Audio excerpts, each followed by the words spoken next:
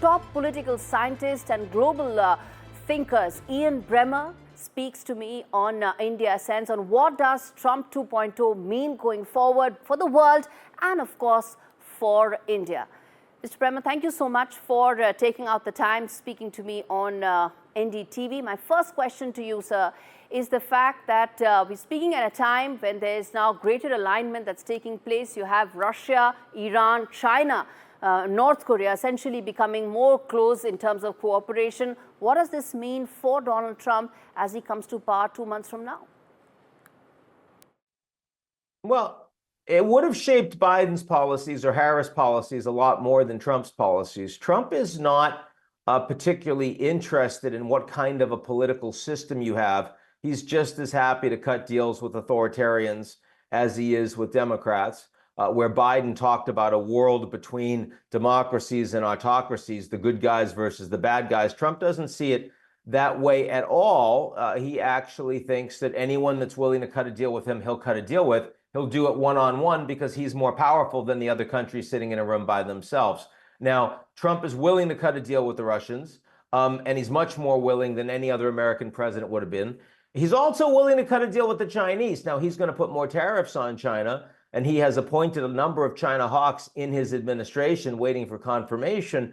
But the fact is that if the Chinese are willing to cut him a good economic deal, even a good diplomatic and military deal, Trump is much more likely to accept it than other leaders would be. So I don't think Trump is particularly bothered. Look, Trump is not someone that even cares about a strong Europe. He doesn't like the EU. He wants to deal with individual European leaders. Most American presidents would think that a strong European Union in a global order that's more chaotic and fragmented would be good for the United States. Trump doesn't. Trump thinks a strong EU is a competitor to the United States.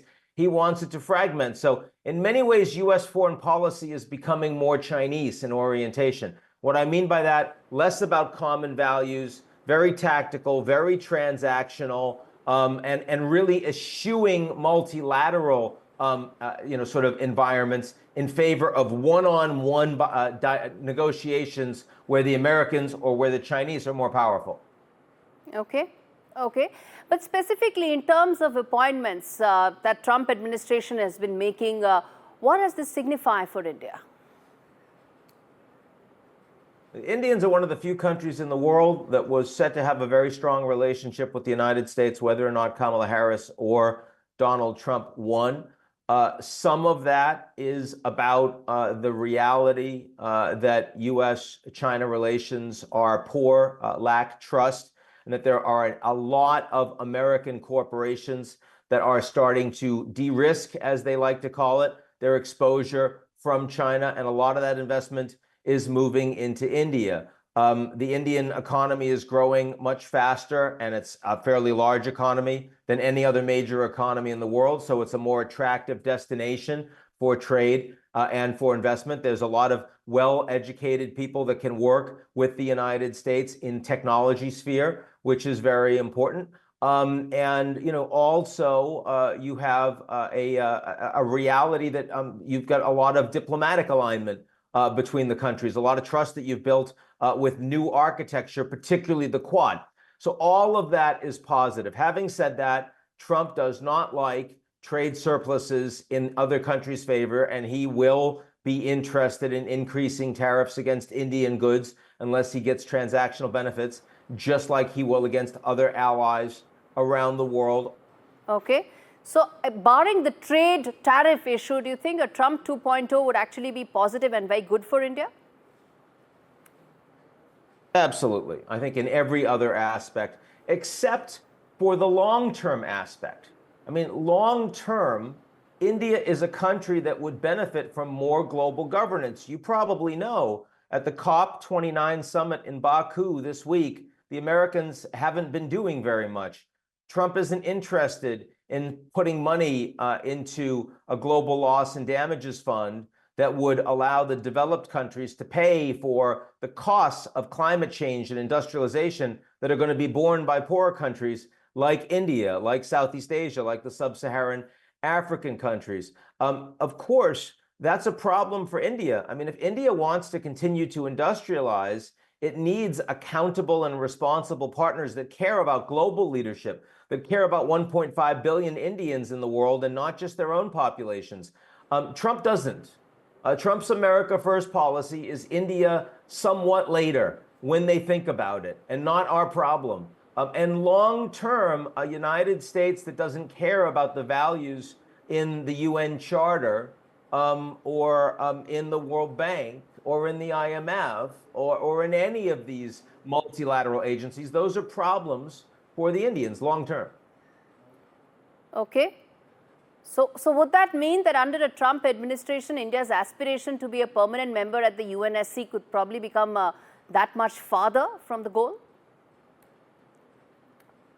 So his appointee for ambassador to the UN has no particular interest in the UN, no experience, and certainly isn't a fan of it. I think there's a lot of concern in the UN, including from the Secretary General personally, that a Trump administration would stop paying dues from the United States to the United Nations. Now, that's going to be a weaker UN. Is a weaker UN with an absent United States, is that a place where India might have more ability to play a role? At the structural level, yes, because if India is willing to, have more involvement with peacekeeping, for example, with refugee support, for example, an organization like UNRWA that the Americans have pulled out of, India will be able to have a lot more influence at the UN. But the Security Council is broken, and an American veto is a unilateral ability to prevent reform, which I expect that the Trump administration will wield repeatedly. So in that regard, I think India can have more influence in the UN structure, just like China has had more influence over the past years. India should do a lot more at the UN and with the UN, but not in the Security Council, in my view. Okay, given the focus that a Trump administration is expected to have on China, how does this fit in with the recent thaw that India has seen with its relationship with China? We don't yet know exactly what the economic ministries in the U.S. will be, and that will determine how hard the Americans pursue the 60% tariffs on China they've been talking about, which could cause an immediate crisis. Certainly under Trump, there is the possibility of a Cold War with China. You would see a more hawkish orientation by incoming Secretary of State Marco Rubio, National Security Advisor Mike Waltz, on issues like Taiwan, for example, on U.S. national security and technology vis-a-vis China. And if you're India, that means you have a better relationship with the U.S., but it also means that you're getting pushed more to take a more hawkish stand on China, which happens to be the largest trade relationship that India has in the world. So again, on balance, if you're India, you want peace, you want global stability, you want to be the friends of everybody. And the Trump administration does make that a little bit harder. Okay. All right. All right, Mr. Bremmer. Thank you so much for speaking to me.